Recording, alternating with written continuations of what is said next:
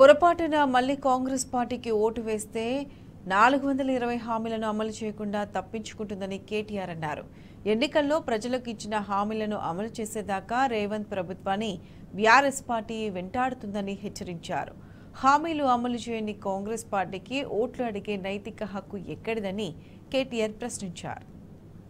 లక్షల రుణమాఫీ కావాలి అంటే 10,000 కాదు 15,000 రైతు భరోసా ఇస్తానన్న మాట నిజం కావాలి అంటే కింటాలకు 500 బోనస్ ఇస్తానన్న మాట రేపు ఏప్రిల్ 2 నుంచే అమలు కావాలి అంటే తప్పకుండా ఓటు వేయాల్సింది కారు గుర్తుకు కృష్ణారెడ్డి గారికి అనే మాట నేను విజ్ఞప్తి చేస్తా ఉన్నా. మళ్ళొక్కసారి కాంగ్రెస్కే ఓటేసి ఇది కావాలా అది కావాలంటే కాంగ్రెస్ వాళ్ళు సింపుల్గా ఒకటే మాట అంటారు, మేము చేసినా చేయకపోయినా మీరు మాకే గుద్దుతున్నారు కాబట్టి మేము చెయ్యం అని చెప్పి మళ్ళీ 5 ఏళ్ళు తప్పించుకొని తిరుగుతారు తప్ప పని చెయ్యరు అనే మాట నేను విజ్ఞప్తి చేస్తా ఉన్నా. ఈ పార్లమెంట్ ఎన్నికలతో కాంగ్రెస్ ప్రభుత్వానికి ఏం కాదు, వాళ్ళు ఇంకొక మాట కూడా నేను విజ్ఞప్తి చేస్తా ఉన్నా.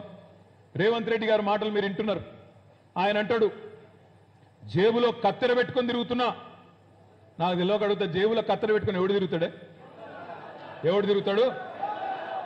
అయ్యా రేవంత్ రెడ్డి గారు జేబులో కత్తెరలు పెట్టుకొని జేబు దొంగలు తిరుగుతారు నాయన, ముఖ్యమంత్రులు తిరగరు. అయినా నాకు తెలియక అడుగుతా ఉన్నా, ఆ జేబులో కత్తెర కొద్దిగా అటు ఇటు అయితే డేంజరా కాదా? జాగ్రత్త రేవంత్ రెడ్డి గారు, జాగ్రత్త. కొద్దిగా జేబులో కత్తెర పెట్టుకొని తిరుగుతున్నా. ఆయన ఏమంటాడు ఇంకోటి, పేగులు కట్ చేసి మెడలు వేసుకుంటాడట. పేగులు కట్ చేసి మెడలు వేసుకుంటేందన్న నాకు అర్థం కాదు. ముఖ్యమంత్రి చేసే పనే అది. బోటి కొట్టేటోడు చేస్తాడు ఆ పని, ముఖ్యమంత్రి చేస్తాడా?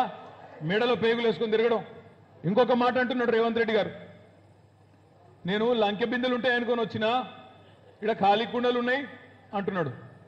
లంకె బిందెల కోసం గడ్డపారలు పట్టుకొని తట్టపారలు పట్టుకొని నెత్తి మీద తువ్వాల కప్పుకొని అర్ధరాత్రి ఎవరు తిరుగుతారన్నా? ఇక మరి ఈయన ఏం చేస్తుండనో ఇదివరకు నాకు తెలియదు, కానీ నేను అనేదల్లా ఒకటే, ముఖ్యమంత్రులు చేయాల్సిన పని ఇది కాదు. అయ్యా రేవంత్ రెడ్డి గారు, మానవ బాంబులైతాం, ప్రభుత్వాన్ని పడగొట్టే ప్రయత్నం చేస్తే నా కొడకల్లారా అంటున్నావు.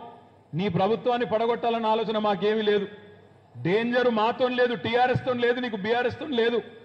డేంజరు ఇక్కడున్న నల్గొండ బాంబుతోని అక్కడున్న ఖమ్మం బాంబుతోనే ఉంది, మాతోనేం డేంజర్ లేదు నీకు. ఏకనాథ్ షిండేలు నీ పార్టీలో ఉన్నారని బీజేపీ వాళ్ళు చెప్తున్నారు.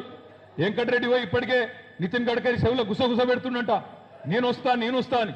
నాకు ముఖ్యమంత్రి ఇంద్రి నేను వస్తా అంటుండంట. నీ పక్కనున్నారు డేంజర్ గాళ్ళు, మేము కాదు. మేము మనస్ఫూర్తిగా కోరుకుంటున్నాం. నేను స్పష్టంగా చెప్తా ఉన్నా ఈ వేదిక ద్వారా, రేవంత్ రెడ్డి గారు మీరు 5 ఏళ్ళు ఉండాలి ముఖ్యమంత్రిగా, 5 ఏళ్ళుండు.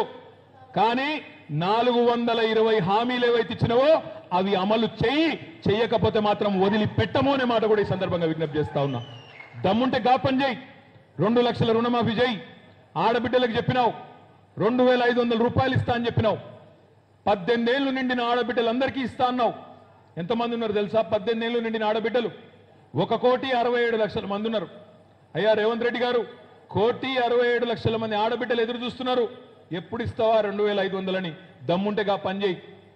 రేవంత్ రెడ్డి గారు 10,000ను 15,000 ఇస్తా అన్నావు, రైతు భరోసా అన్నావు. రైతులు ఎదురు చూస్తా ఉన్నారు. ఒక పట్టదారులకే కాదు కౌలు రైతులకు ఇస్తా అన్నావు. లక్షల మంది కౌలు రైతులు ఎదురు చూస్తున్నారు. కౌలు రైతులకే కాదు రైతు కూలీలకు నెలకు 1,000 రూపాయలు ఇస్తా అన్నావు. రైతు కూలీలు ఎదురు చూస్తున్నారు.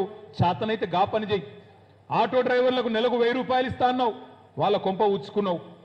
ఆటో డ్రైవర్లు ఇలా రోడ్డు మీద వాడి ఆత్మహత్యలు చేసుకునే పరిస్థితి వచ్చింది.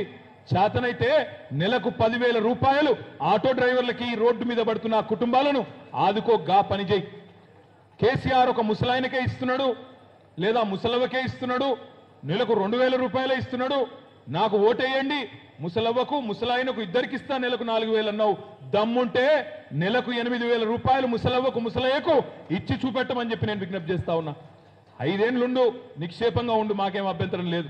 ఎందుకంటే మేము కూడా కోరుకుంటున్నాం, ఈ పొంకనాల పోతిరెడ్డి గారి మాటలు ఏవైతే నమ్మి ప్రజలు మోసపోయినరో, ఈ పొంకనాలిని ఏదైతే ఆగమైనరో, నల్లగొండ జిల్లాలో ప్రజలే నిజం తెలుసుకోవాలి. ఎందుకంటే నిజం నిలకడ మీదనే తెలుస్తుంది.